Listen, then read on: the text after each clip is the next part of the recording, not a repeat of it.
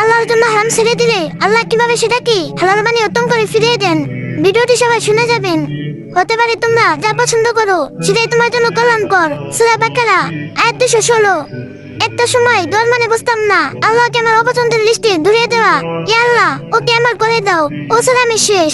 অথচ বলে গেছিলাম আমি যাকে চাচ্ছি সে আমার জন্য ফিতনা নাকি রহমত, যেটা আমার রবই ভালো জানেন। 2023-এর এক বৃষ্টির রাত হারাম রিলেশনটা ভেঙে দিলাম। ফোনের অভ্যাস মানুষটা চিৎকার করে বলছিল তুমি আমাকে ছাড়া ভালো থাকতে পারবে না। সত্যি বলছি, সে রাতে মনে হচ্ছিল নিঃশ্বাস বন্ধ হয়ে যাবে। জানামাজে বসে শুধু বলছিলাম ইয়া মালিক, তোমার সন্তুষ্টির জন্য সারলাম, তুমি আমাকে ভাঙা অন্তর জোড়া লাগিয়ে দাও। আমি ভালো চাই, কল্যাণ চাই। এবার আমার রুটিন পাল্টে গেল। 1. ইস্তেগফার দিনে 1000 বার, কারণ গুনাহ মাফ না হলে দোয়া কবুলের দরজা খোলে না।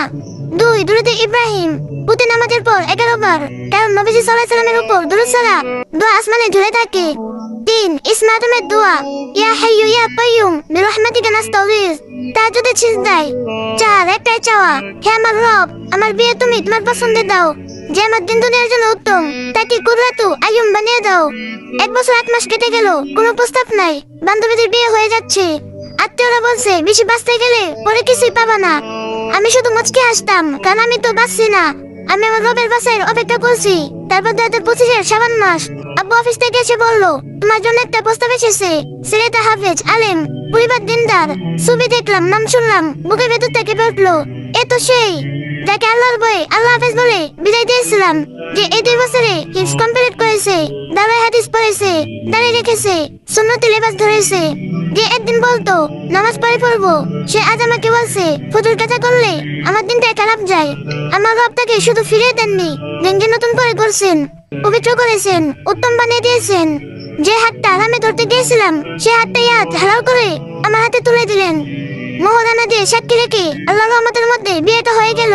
বোন, তোমাকে 3টা কথা বলি। 1. হারাম ছাড়া মানে লস না, এটা আল্লাহর কাছে আমানত রাখা। তুমি তার সন্তোষের জন্য যা ছাড়বা তিনি সেটাই বারাকা সহ বহুগুণ উত্তম করে ফেরত দিবেন। 2. ওকে ছাড়া বাঁচবো না, এটা শয়তানের ধোঁকা। আল্লাহকে ছাড়া কাউকে নিয়ে বাঁচা যায় না। 3. গিরি দেখে ভয় পেও না। ইউনূস আলাইহিস সালামকে কুয়া থেকে সিংহাসনে নিতে 40 বছর লেগেছে। তোমার গল্পটাও 2 বছরে শেষ হয়ে যেতে পারে।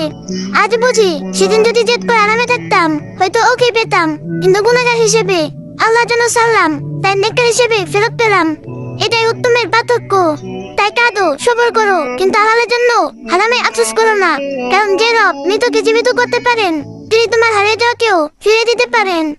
শুধু পদ্ধতিটা তার উপর ছেড়ে দাও, তুমি শুধু উত্তম চাও। এই ভিডিওটা অবশ্যই অনেকে জানা শুরু করে দিবেন, আর যে যত পারবেন তত লিংক করে দিন।